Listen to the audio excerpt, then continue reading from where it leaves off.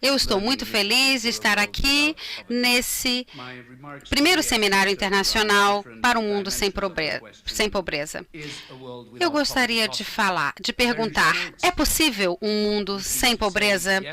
E sim, poderíamos dizer sim, é possível em nossa geração aprender a partir do exemplo do Brasil. Mas tenho certeza que vocês gostariam de ouvir mais detalhes.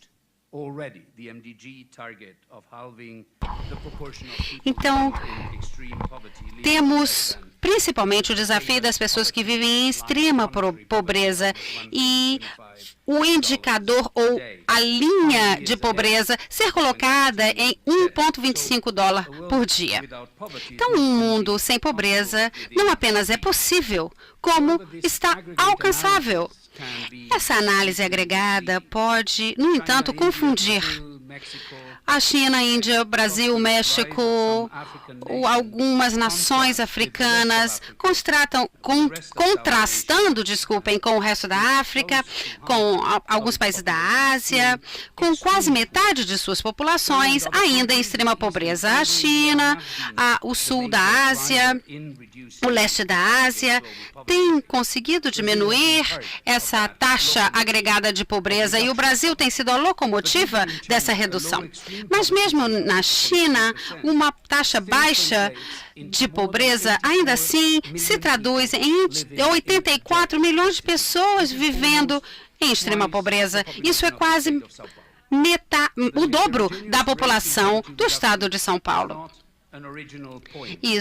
Essa questão pode parecer trivial, mas gostaria de enfatizar que, para erradicar a pobreza, não é suficiente extrapolar essa tendência global ou essa taxa global. Há uma tirania nessas estatísticas. Estamos falando de quase 1 bilhão de pessoas fora dos processos que trouxeram muitos milhões para fora da linha da pobreza. Muitos deles ainda vivem na pobreza. Daqueles que ainda vivem na pobreza hoje, fazem parte de grupos marginalizados que viram passar adiante deles as melhorias de seus países. Geralmente em contextos de coesão social baixa, sofrendo exclusão política e social. Para erradicar com esse tipo de pobreza, precisamos alcançar os últimos da base. Aqui no Brasil, sabemos que isso já faz parte do discurso. Essa é uma tarefa complexa e vou abordá-la mais tarde em detalhe. Mas esse último alcance ainda existe tanto em áreas rurais quanto urbanas. No entanto, ainda assim, é uma realidade muito dura. 1/3 das moradias urbanas em regiões em desenvolvimento ainda são precárias.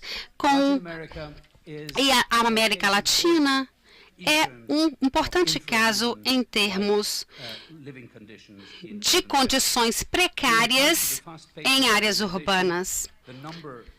O número de pessoas vivendo nesse tipo de condição não está diminuindo, está aumentando. As pessoas ou permanecem pobres ou são jogados de volta na pobreza por conta de conflitos, problemas de famílias, comunidades, não conseguindo, então, lidar com esses problemas. Por isso, precisamos de uma perspectiva dinâmica. Choques em desastres, em conflitos que minam as capacidades do governo de conseguir fazer algum progresso. Eu vou, claro, ter que mencionar o combate ao ebola. Eu já fui à Libéria e à Sierra Leone.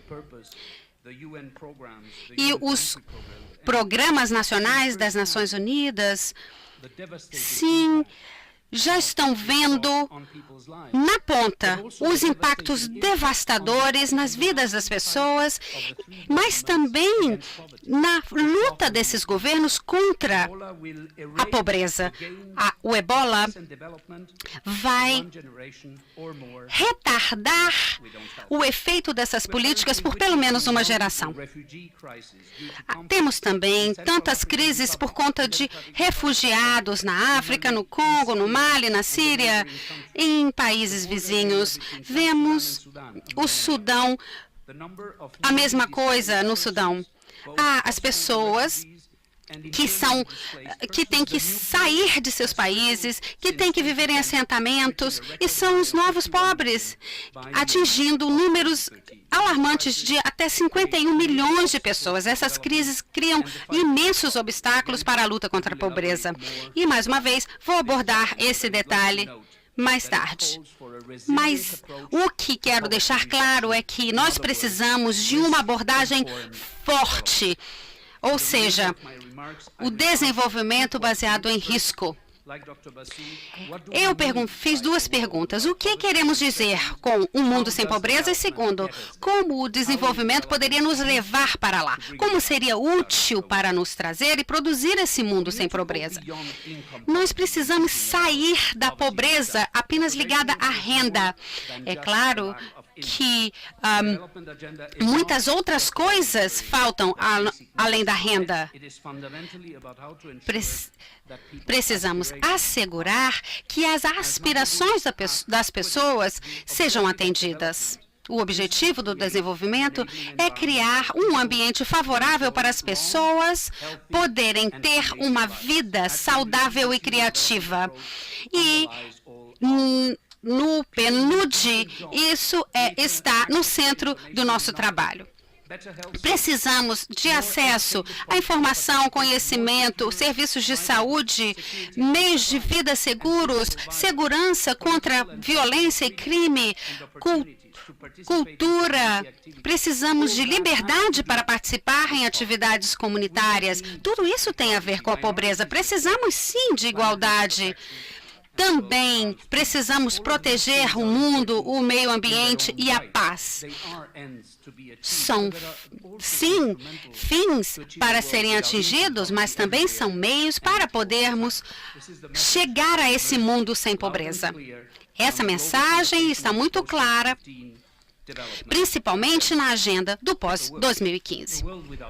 O mundo sem pobreza é entendido como, sim, um desafio, mas também como alcançável. Mas o que é principal, precisamos de uma nova abordagem no pós-2015. Vamos pensar sobre a abordagem dos ODM. A fundação ou a base da cooperação internacional foi dominada por essa agenda que resultou na Declaração do Milênio. Essa agenda se baseou em um pacto entre nações desenvolvidas e em desenvolvimento, países comprometidos com várias metas, melhorando sua governança e criar recursos e oportunidades para favorecer a consecução desses objetivos. Com uma mensagem clara de se lutar contra a pobreza, pelo empoderamento das mulheres e mobilizando recursos e ação no desenvolvimento no mundo inteiro. Vários países em desenvolvimento integraram os ODM em todo o mundo. Eles buscaram estratégias deliberadas para atingir essas metas e, além de recursos para tal fim. Temos sistemas estatísticos que ficaram a serviço também desses objetivos. Para sabermos que atingimos progresso, condições de responsabilização e transparência Nos ODM, os ODM reforçavam a dualidade entre os países desenvolvidos e em desenvolvimento, que dominavam a percepção das grandes corporações na virada do século. Vimos também a cooperação do desenvolvimento em vários níveis. A ideia era o equilíbrio, a igualdade de renda.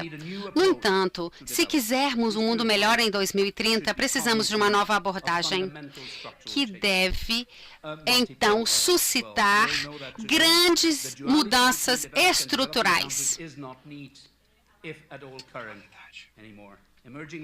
As economias emergentes não se veem mais em nenhum dos dois grupos, nem no em desenvolvimento, nem no desenvolvido.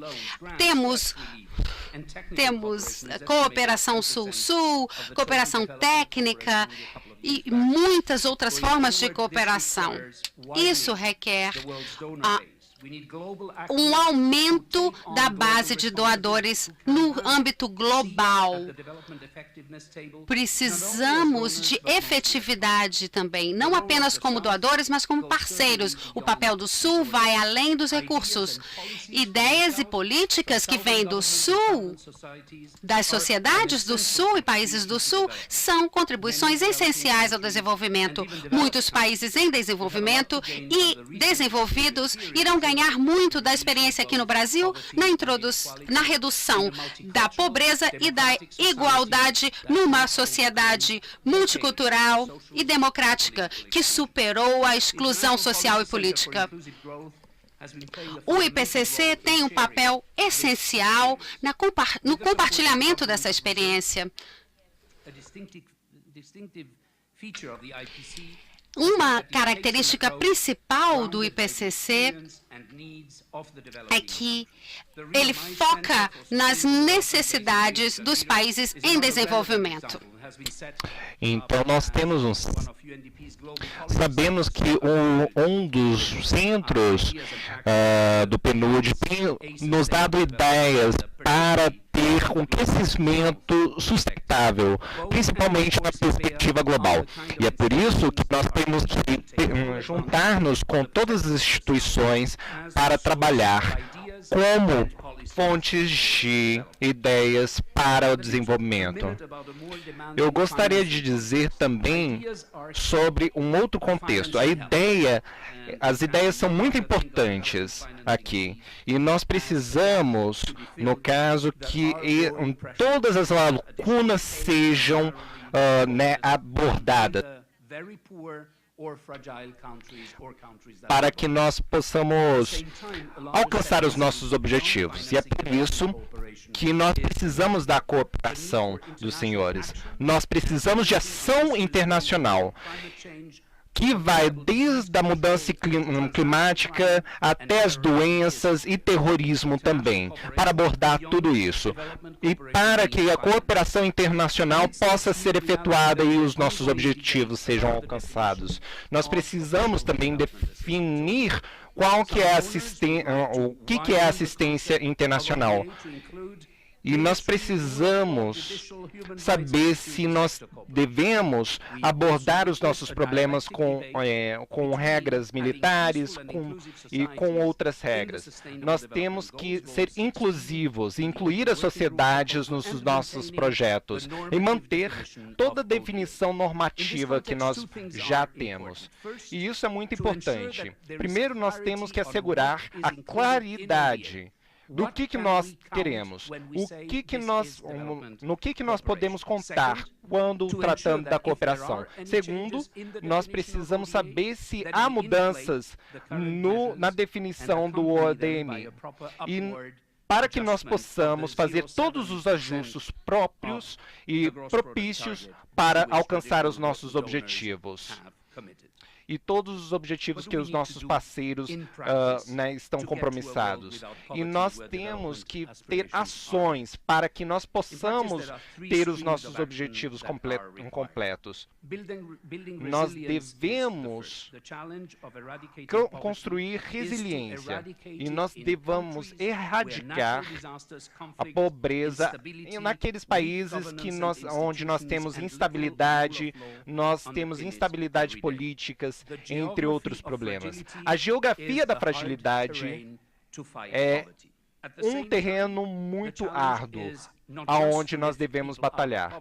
E nós devemos não erradicar, tão somente erradicar a pobreza, mas nós devemos ter estabilidade nas nossas ações. E nós precisamos tirar essas pessoas abaixo da linha e nós devemos fazer com que eles, após serem tirados dessa linha, não faça com que as próximas gerações caiam tão pouco. E é por isso que nós temos mirado para o Bolsa Família e outros programas aqui no Brasil, que foram bem desenhados, bem feitos, e por isso tiveram muito sucesso. O que nos mostra o decrescimento da mortalidade de gerações. E nós temos o debate também entre transferências sociais e aumento do emprego. Nós precisamos de um equilíbrio entre esses dois. O que nos mostra que não há necessariamente uma troca entre esses dois. E os dois podem reforçar um ao outro para que nós possamos ter muitas melhorias no futuro, principalmente no que tange a educação, saúde, entre outros, e para que nós possamos crescer de maneira mais robusta e profícua. E assim, nós não vamos ser vulneráveis aos nossos próprios erros e aos choques financeiros, aos desastres naturais. E o impacto desses choques podem ser até mais severos quando o governo não agir quanto aos pobres e os excluídos. E é por isso que nós dizemos que a crise de saúde é a crise da pobreza também. Por isso mesmo, nós temos que batalhar contra a AIDS, contra a malária, contra a tuberculose e agora contra a ebola na África. Nós precisamos nos juntar para apoiar o setor de saúde, para ajudar principalmente as mulheres e crescendo assim, fazendo com que cresça assim as economias africanas, entre outras. Esse processo é muito longo, no entanto, nós podemos fazer com todas as instituições e com a parceria, nós podemos fazer com que, com os nossos projetos, erradiquemos esses problemas. Nós sabemos que temos muitos obstáculos muito grandes. No entanto, com toda a capacidade institucional, nós podemos erradicar esses problemas. Por isso, precisamos de apoio focando na reconciliação e para trazer também a paz, reestruturando-a, trabalhando também para o fortalecimento das instituições locais. A Camboja é agora uma das economias que estão mais crescendo no mundo inteiro, de acordo com um índice de crescimento econômico. É possível crescer assim. Um mundo sem pobreza e sem privação também precisa ser efetuado com as instituições, o apoio das instituições. Nós não podemos deixar ninguém para trás.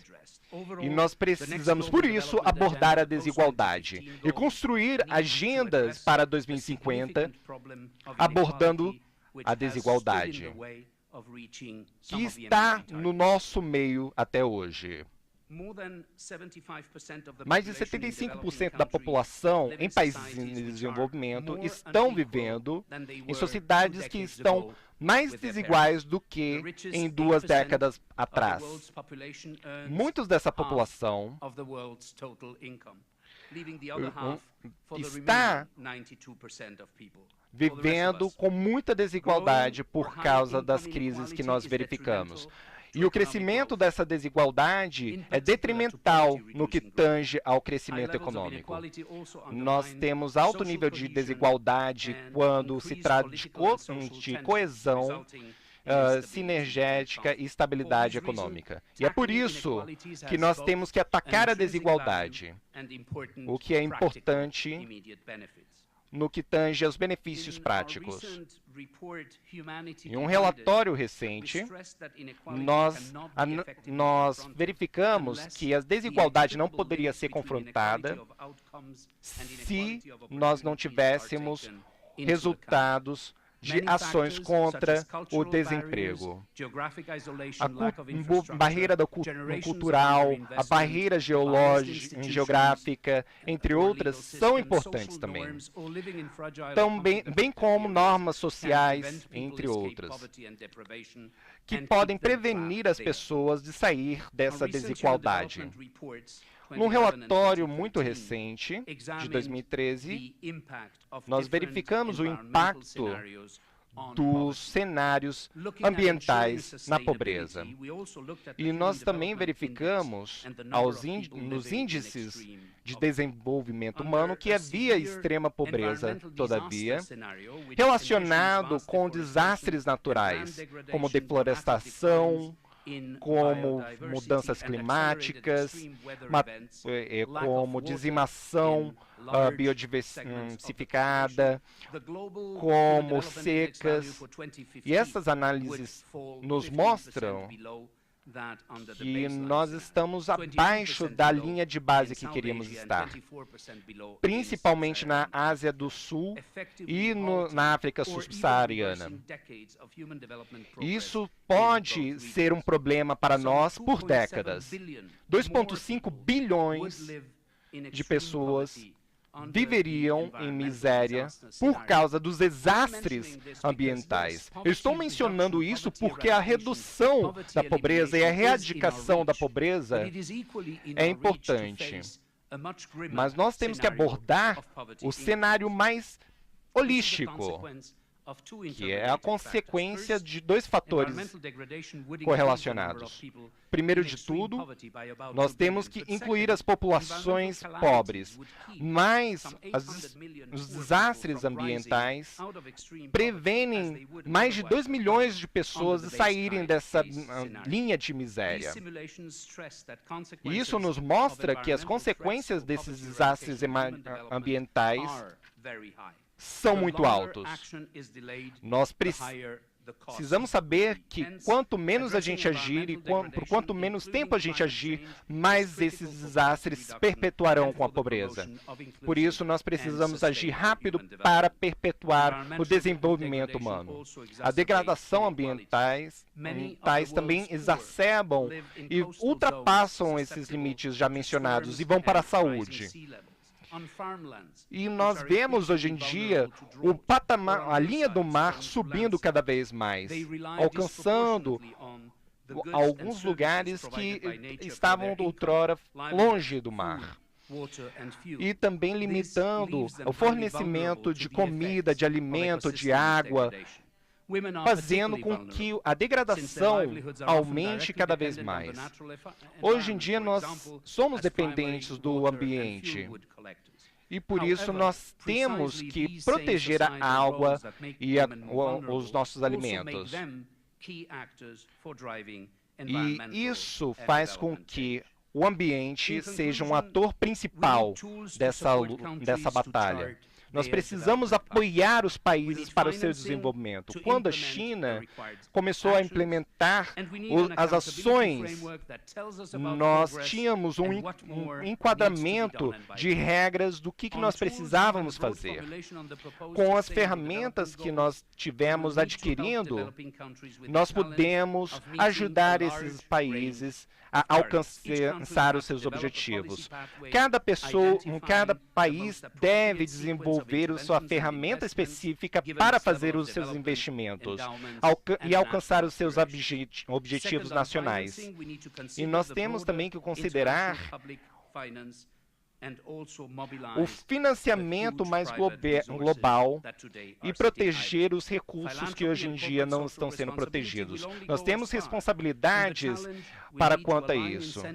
E nós temos que alinhar os incentivos para saber fazer esses investimentos de maneira estratégica e para que nós possamos completar as aspirações da nossa agenda. E nós precisamos colocar esse incentivo, principalmente nos bens públicos, e também nas poluições, entre outros. Nós temos em julho uma agenda, um seminário que nós vamos fazer para organizar essa agenda. Nós precisamos do engajamento da sociedade civil, o que é muito importante. Nós devemos expandir as consultas e ouvir as vozes dos milhões de pessoas que têm nos ajudado a formular essa agenda. E nós temos que responsabilizar o mundo inteiro para quanto ao compromisso dessas agendas. E eu acredito que nós vamos alcançar os objetivos do mundo sem pobreza até 2030.